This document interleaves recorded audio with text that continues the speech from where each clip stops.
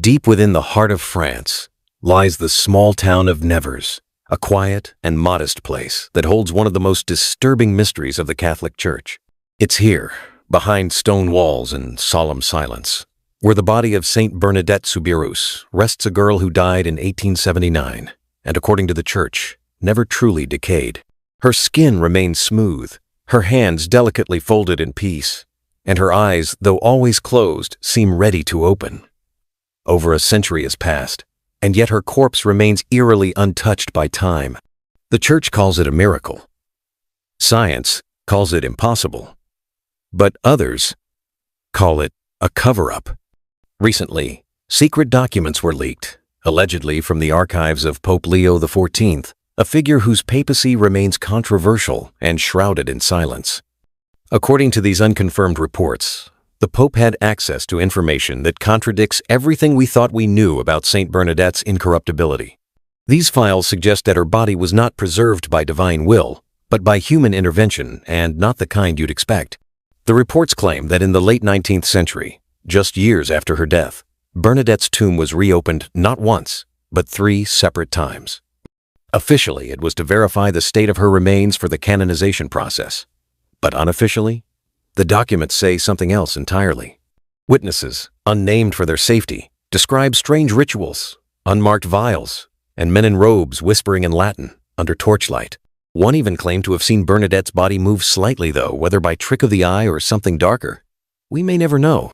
When Bernadette was first exhumed in 1909, officials stated that her body was perfectly preserved. Yet the same records mention that her eyes were missing and her skin had darkened. By the second exhumation, her hands were found brittle and her face partially collapsed. So how did she end up in a glass case decades later, looking like she'd simply fallen asleep? The leaked files point to an unnamed Vatican chemist who reportedly applied a compound, not embalming fluid, but something ancient. A substance whose ingredients were locked away in the Vatican's secret archives centuries ago, never meant to be used again. This concoction, it is claimed, could halt decay and even reverse minor damage. The existence of such a substance would rewrite everything we understand about biology and faith. According to the same files, Pope Leo XIV was deeply disturbed by what he found. In one note, written in Latin and marked with his personal seal, he wrote, "What lies beneath the skin is not holiness, but a secret that must remain buried." Was he referring to Bernadette herself? Or the Church's manipulation of her legacy? There's more. A small journal, attributed to a nun who cared for Bernadette during her final years, includes a chilling entry dated just days before the saint's death. It reads, "She speaks to people who are not in the room. She claims they glow and they tell her she will not be allowed to rot. We pray. It is the fever. We pray." By the mid-20th century, the Church had fully embraced the image of Saint Bernadette as a symbol of purity and miraculous preservation. Pilgrims from all over the world traveled to Nevers to witness her incorrupt body, perfectly displayed in a crystal casket beneath soft candlelight. But the deeper one looks into the archived records, the more this miracle begins to unravel. Hidden beneath layers of official reports and hagiographies are fragments of correspondence between Church officials that raise disturbing questions. One such letter, dated 1954 and marked strictly confidential, references a rejuvenation process performed on Bernadette's remains every 15 years. The letter cryptically mentions a team assigned to refresh the saint, implying an ongoing and systematic effort to maintain her lifelike appearance. Another letter speaks of a wax overlay, molded carefully onto her face and hands to conceal signs of decomposition. This wasn't just preservation, it was reconstruction. If true, then the faithful have not been gazing upon a miracle, but a mask. Pope Leo XIV, who ascended to the papacy decades after Bernadette's canonization, reportedly discovered the full extent of these alterations during a secret visit to the convent in Nevers. According to one anonymous source within the Vatican, Leo was deeply troubled by what he saw. He allegedly ordered a private investigation and commissioned a team of theologians, scientists, and historians to study the phenomenon in secrecy. The team's findings were never made public, but some say the results were so shocking that Leo XIV personally sealed the documents under a special order, allowing access only to future popes, and even then, only under extraordinary circumstances. Why the secrecy? One theory suggests that if the truth came out that Bernadette's body was artificially preserved using undisclosed means, it would undermine the entire concept of incorruptibility, a cornerstone of Catholic sainthood. Others believe that something more sinister was at play, that the Church used Bernadette as a vessel not of holiness, but of control, keeping the faithful inspired through deception. But there's a darker thread. Rumors have long swirled about a secret sect within the Church, known only as the Order of the Eternal Veil, whose mission is to guard the mysteries of divine flesh. Some claim this group has operated for centuries, tasked with ensuring that certain relics and bodies remain in pristine condition, no matter the cost. A chilling testimony from a former seminarian, who later left the Church, describes being taken to a chamber beneath the Vatican where bodies lay submerged in dark liquid, their eyes still watching. He swore Bernadette's name was on one of the sealed containers. Of course, the Church denies all of this.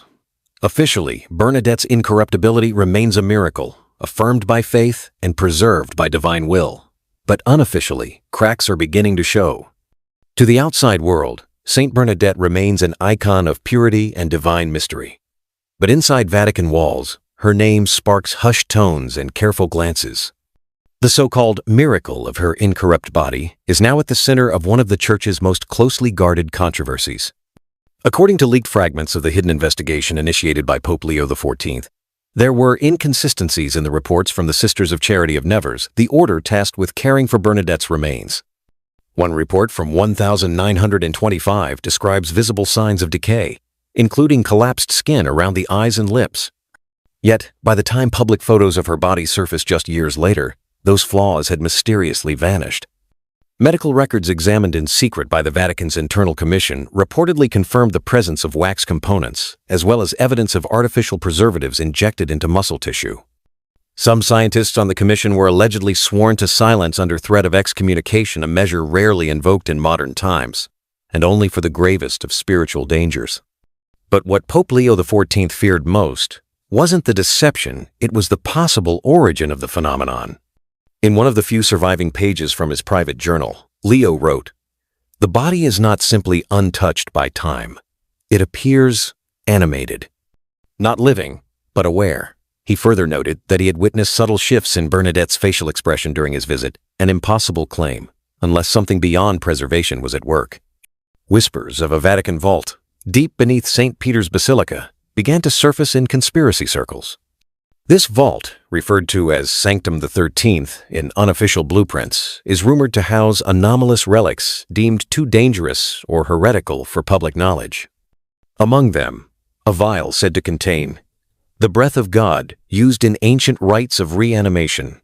Some believe Bernadette was exposed to such a substance, not intentionally, but as part of an older, forgotten ritual practiced during the exhumation of holy figures.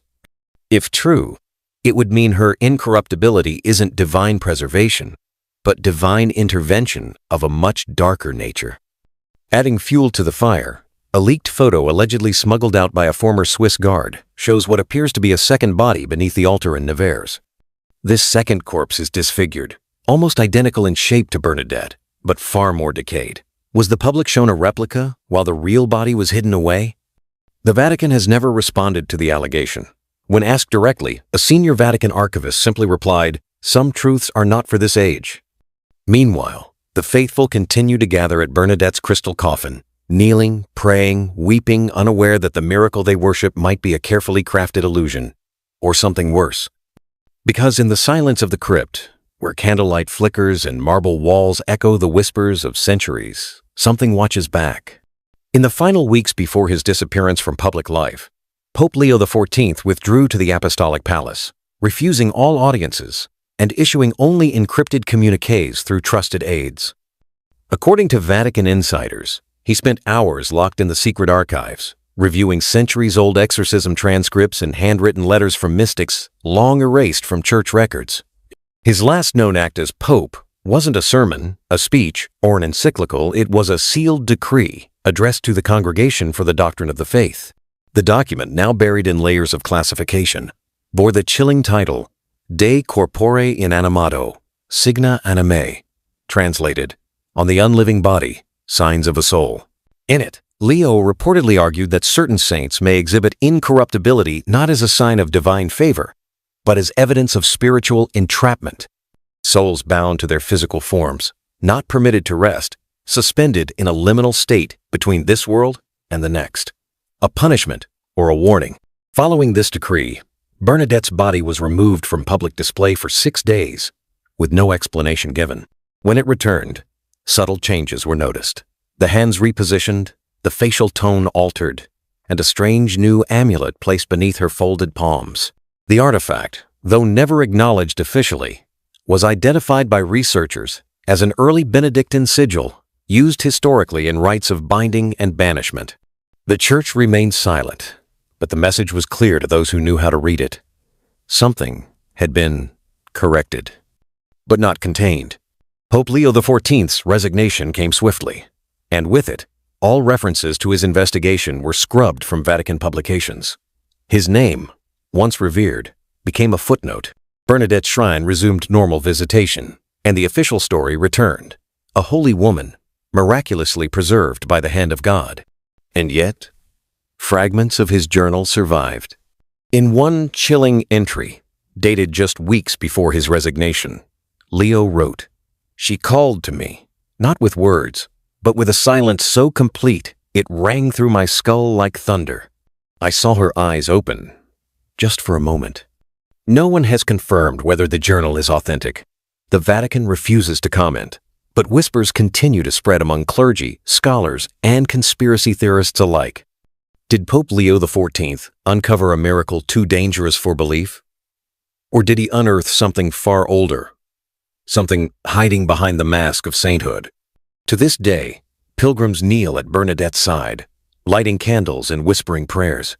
But now, some do so with a shiver, a lingering question etched in the cold chapel air. If she is incorrupt, why does she seem to breathe?